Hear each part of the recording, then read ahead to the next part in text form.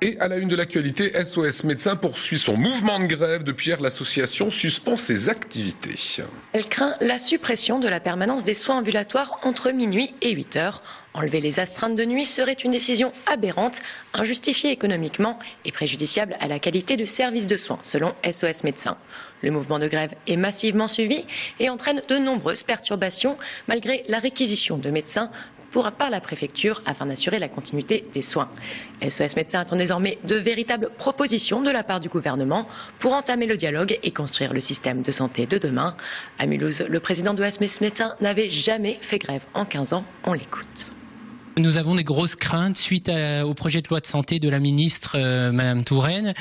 En fait, il s'agit d'une crainte de la fermeture de la permanence de soins, donc de la disponibilité des médecins tels que les nôtres entre minuit et 8 heures du matin, puisque 2 régions déjà, le Nord-Pas-de-Calais et la Lorraine, cette garde a été arrêtée avec comme seule issue de transporter les patients vers les établissements de santé, les hôpitaux, avec des ambulances. Et aujourd'hui, notre crainte est que ceci s'étende à toutes les régions de France, avec la disparition pure et simple de nos structures.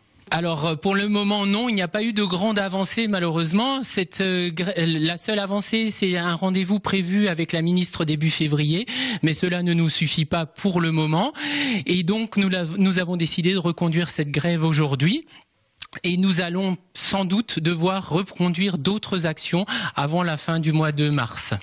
Dans les secteurs Coteau, Bel Air à Mulhouse, les trams et bus ont été interrompus tout ce week-end suite à des caillassages. Les conducteurs de la Soléa ont fait valoir leur droit de retrait après de nouveaux incidents. Ils ont demandé la mise en quarantaine du secteur par mesure de sécurité. Dégradation des rames, caillassage des bus et des trams. Le syndicat UNSA a demandé un comité d'hygiène, de sécurité et des conditions de travail extraordinaires ce matin. Résultat, une reprise de la circulation normale dès demain avec une présence policière accrue dans le secteur. Des mesures pas forcément suffisantes pour les conducteurs de la ligne concernée. Ils dénoncent une peur quotidienne. Réaction du délégué du personnel au micro d'Émilie Jaffret.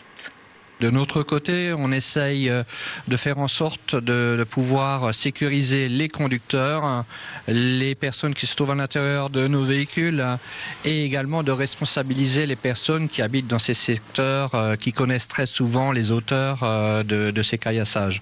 Donc il est vrai qu'on demande à ce que cette quarantaine soit mise en place, mais qu'elle soit pas trop longue pour ne pas trop pénaliser les gens qui sont sur place, mais également que la direction informe les conducteurs qui, eux, peuvent se mettre en sécurité s'ils se sentent vraiment menacés. Et pour l'instant, on a un blocage à ce niveau-là. C'est-à-dire que la seule solution apportée par la direction est de mettre en place des forces de l'ordre qui, à notre avis, ne sont pas vraiment efficaces parce qu'un jour, ils vont partir et puis on se retrouvera comme avant. On a beaucoup de conducteurs qui effectivement partent la boule au ventre et vont les travailler plus particulièrement dans les secteurs à risque. Ce n'est pas que Coteau, il y a d'autres endroits. Et il est vrai qu'on est un peu à l'affût de chaque geste qui pourrait être interprété comme menaçant et on est très facilement, on va dire, ça nous prend beaucoup au cœur, donc on est vite traumatisé par n'importe quelle chose, quoi. Et puis c'est des collègues, on est obligé de rester unis et on se sent agressé à la moindre agression de chaque collègue. La solution réelle, comme dit, nous, la seule qu'on pourrait trouver, c'est déjà de faire en sorte que chaque personne puisse se protéger lui-même et surtout que les habitants de ces secteurs prennent les choses en main et disent voilà, c'est un voisin, c'est un copain de mon fils, parle-lui-en, on va leur en parler, écoute ce que tu fais, ça m'impacte aussi moi, je suis obligé de marcher et c'est pas normal que ces gens-là qui font leur travail, tu leur balances des cailloux dessus. En France, l'Alsace est la deuxième zone d'hivernage après la Camargue et de nombreuses espèces viennent s'y réfugier pendant l'hiver. Et c'est généralement sur les bords du Rhin que ces oiseaux viennent passer la saison. La plupart ont migré depuis la Scandinavie et l'Europe de l'Est. Alsace Nature et la Ligue de protection pour les oiseaux organisaient une croisière ce week-end pour partir à la découverte de ces espèces hivernantes. Jumelles et longue vue sur le pont, guides passionnés à bord pour apprendre à connaître les oiseaux migrateurs. Plus de 150 personnes ont embarqué pour cette croisière ornithologique. Explication du guide Edmond Hérold. Tout simplement, avec cette croisière, on essaye de toucher un maximum de personnes. Alors, c'est aussi bien des personnes qui sont des connaisseurs que des personnes qui tout simplement veulent découvrir. Hein. Et le but, c'est de faire connaître à tout le monde la passion des oiseaux, la passion de la nature. Sur un plan général, hein, l'Europe a perdu de nombreux oiseaux. Hein. Aujourd'hui, nous ne remarquons pas une forte érosion par rapport à l'année dernière. Hein. Ça ne se mesure pas de cette manière-là. Et nous avons quand même une belle diversité puisque nous sommes la deuxième zone d'hivernage des oiseaux d'eau en France après la Camargue. Donc voilà, tout le monde aura vu beaucoup d'oiseaux aujourd'hui. Nous n'avons pas vu d'espèces exceptionnelles jusqu'à présent, mais nous avons quand même la belle richesse des oiseaux qu'on peut trouver en hiver en Alsace. Il y a donc l'axe rhénan, il y a les gravières, et nous sommes un peu, au point de vue géographique, nous sommes situés au sud des contrées nordiques, et pour tous ces oiseaux qui viennent du nord, c'est une zone qui permet aux oiseaux de se nourrir et de vivre en hiver. Dans les associations telles que la Ligue pour la protection des oiseaux, Alsace Nature, il y a des projets de réintroduction, des projets de renforcement de population, il y a des actions de préservation des milieux, et puis il y a des actions de sensibilisation telles que celles que nous faisons aujourd'hui, pour inciter tout le monde à agir en faveur de l'oiseau. Ils n'ont qu'entre 13 et 16 ans et pourtant ils exposent déjà leurs travaux au vaisseau. Ces élèves ont participé au 7e congrès scientifique et technique à l'initiative d'un réseau de professeurs.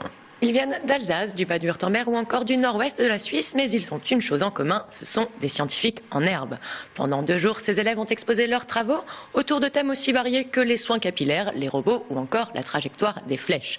Ce congrès a permis de valoriser leurs projets et de récompenser leur engagement. Des scientifiques professionnels étaient également sur place pour enrichir les débats et échanger avec les jeunes participants. Réaction recueillie par Mathieu Chanvillard. Pour les élèves, c'est la première fois d'être dans la France, à Strasbourg, comme l'école. C'est la première fois et c'est nouveau. Et je crois que c'est une expérience très intéressante pour les élèves. Ça permet beaucoup d'échanger dans les pratiques, hein, mais en fait, les problématiques sont un peu les mêmes. On les apporte peut-être de manière différente dans le cours ou dans des ateliers. Hein, en France, c'est dans les cours. Hein, en Allemagne, ce sont des matières où systématiquement on associe Naturwissenschaft, les sciences naturelles et la technique. Mais en fait, c'est important de montrer qu'il faut se mettre en connexion avec d'autres disciplines. Tout seul, on peut rien faire. On peut que faire avec des partenaires qui se connaissent en robotique, en informatique, en physique, en chimie, en biologie, en mathématiques.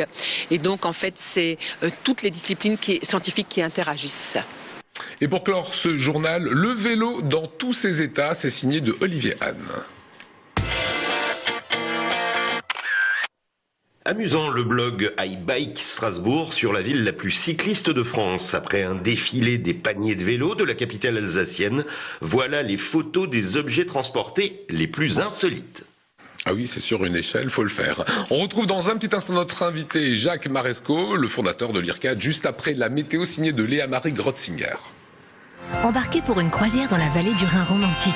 Profitez sans plus attendre de nos offres spéciales sur www.croisieurope.com ou dans votre agence de voyage habituelle.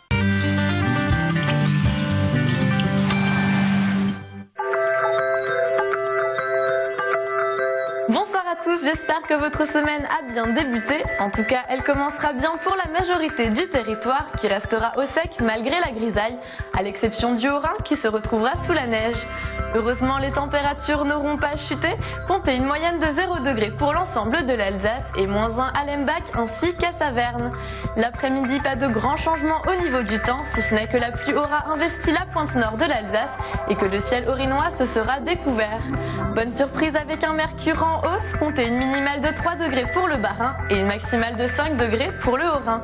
Mercredi, le temps aura repris ses mauvaises habitudes. Les températures moyennes seront de 4 degrés pour toute l'Alsace, comptez 2 degrés chez nos amis allemands et suisses. Demain, nous serons le mardi 27 janvier 2015, nous fêterons les Angèles. Le soleil se lèvera à 8h03 pour aller se coucher à 17h23. Nous gagnerons donc 3 minutes de soleil. Passez un excellent moment sur Alsace 20.